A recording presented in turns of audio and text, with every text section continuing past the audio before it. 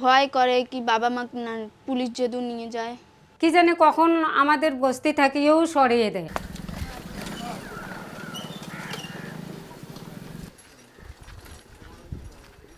নেতাজি সুভাষচন্দ্র বসুর আজাদ হিন্দ বাহিনীর কথা মনে রেখে একসময় সরকার এই বস্তির নাম রেখেছিল জয় হিন্দ।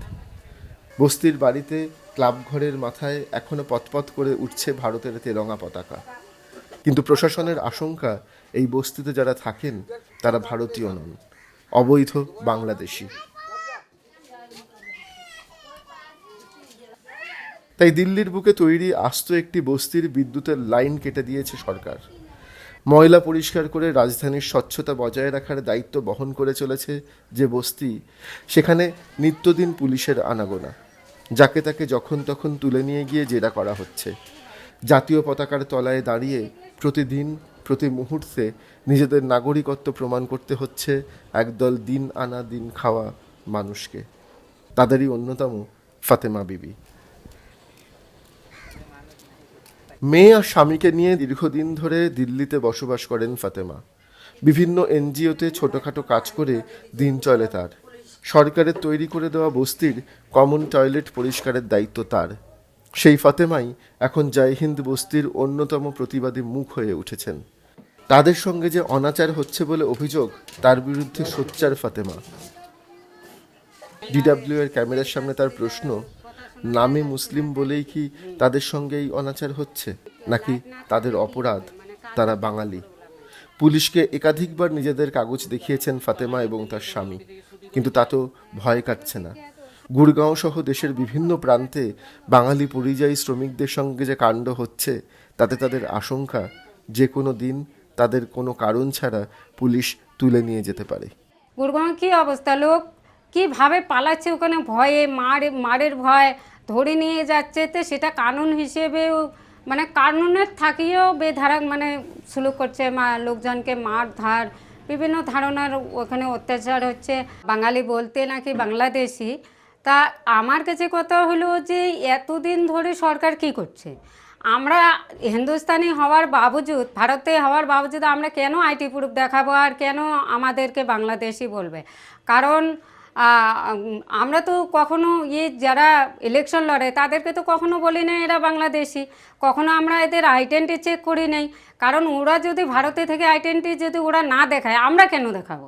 বাংলাদেশের, তোমাকে বাংলাদেশে পার করা, আমি বলছি বলে না, আমি বাংলাদেশের না।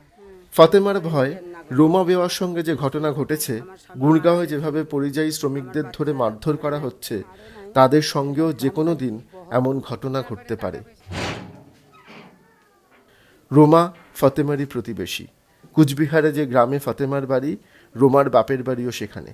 স্বামীহারা রোমাকে কিছুদিন আগে তুলে নিয়ে গেছিল পুলিশ। দুদিন থানায় আটকে রেখে শুধু একটি স্বীকারোক্তি করতে বলা হয়েছিল বলে অভিযোগ। নিজেকে অবৈধ বাংলাদেশি অনুপ্রবেশকারী বলতে হবে, কিন্তু রোমা তা বলতে রাজি হননি। দেশ থেকে কাগজ আনিয়েছেন, শেষ পর্যন্ত সেই সব কাগজপত্র দেখিয়ে কোনো মতে ছাড়া পেয়েছেন। আলোহীন অন্ধকার ঘরে বাবার স্বামীর যাবতীয় কাগজপত্র আগলে রেখেছেন এই দিন আনা দিন খাওয়া নারী। থানা নিয়ে যাওয়ার পর বলছে বলে তুমি বাংলাদেশি, তোমাকে পার করতে হবে। বলে না, আমি তো বাংলাদেশি না, আমি তো ইন্ডিয়ার। আমার এখানে গুড়গাঁওয়ের স্বামীর বাড়ি, আমি এখানে থাকি, এখানে আমার নিজের ঘর ঝুঁকি, আমার বাচ্চা নিয়ে থাকি, আমার স্বামী মারা গেছে। কয় না, তুমি বাংলাদেশের। জবরদস্তি বলছি, বলে আইডি দেখো, আইডি দেখো। কয় বলে না, এ তো আধার কার্ড তো যখন তখন বানাইতে যায়, এই রকম করে ধমকি দিছে। বলে আমি বলছি বলে ধমকি দাও না, আমার আগে দেখো আমার জন্ম কোথায়, বাংলাদেশের না ইন্ডিয়ার নাগরিক আমি, দেখো তারপরে আমাকে যেখানে থাকার হয় ওখানে পাঠিয়ে দাও, আমি রাজি আছি, কিন্তু আমাকে ধমকাও না। ঝকঝকে চকচকে দিল্লি শহরের গায়েই মূলত জঞ্জালে ভরা জয় হিন্দ বস্তি। গত প্রায় 1 মাস ধরে বস্তিতে আলো নেই। প্রশাসন লাইন কেটে দিয়েছে। জলের ট্যাঙ্কার থেকে সারাদিনের জল ভরে নিতে হয়। সর্বক্ষণ এক ভয়াবহ অনিশ্চয়তা। এই পরিস্থিতিতে নিজের মেয়েকে স্কুল ছাড়িয়ে দেশে পাঠিয়ে দিয়েছেন ফাতেমা। এখানে লাইট নেই, আমি 1000 টাকা মাসে টিউশন দেই, কারণ যত 10,000 টাকা মাসে কাজ করি 1000 টাকা পেট কাটে বাচ্চাদেরকে টিউশনে দেই। এখন লাইট না থাকলে আমরা কি করব, কোথায় আমার বাচ্চা যাবে? তা আমি এটা ভাবিয়ে বাড়িতেই পাঠালাম, কারণ পড়াশোনা এইভাবে হবে না। কারণ 1 বছর পর পড়া আর বাচ্চা যদি পেপার দিবে না পারে তাহলে ওই পড়াটা পড়ে কোনো ফায়দাই নেই। তা বন্ধই হয়ে গেল। তো আমি টিসিও তুলে নিয়েছি, কারণ পড়াশোনা হবে না, কখন লাট আসবে না আসবে, কখন কি হবে বলা মুশকিল। এই জন্য আমি ভয়ে বাচ্চা বাড়িতে পাঠাইছিলাম। ফাতেমার দেওয়া ঠিকানা নিয়ে ডিডাব্লিউ উত্তরবঙ্গের কোচবিহারে খোঁজ নিতে গেছিল তার মেয়ের। গ্রামের বাড়িতে উঠোনের ধারে শিলবাটায় এক মনে মেহেন্দি বাটছিল অবিকল ফাতেমার মতো দেখতে তার মেয়ে উম্মি কুলসুম ক্লাস 8 পর্যন্ত দিল্লিতে হিন্দিতে পড়াশোনা করে এসে গ্রামে আর মানিয়ে নিতে পারছে না। ঠাম্মা পাশেই এক মাদ্রাসায় ভর্তি করে দিয়েছিলেন, কিন্তু 2 দিনের বেশি সেখানে পড়াশোনা করতে পারেনি উম্মি।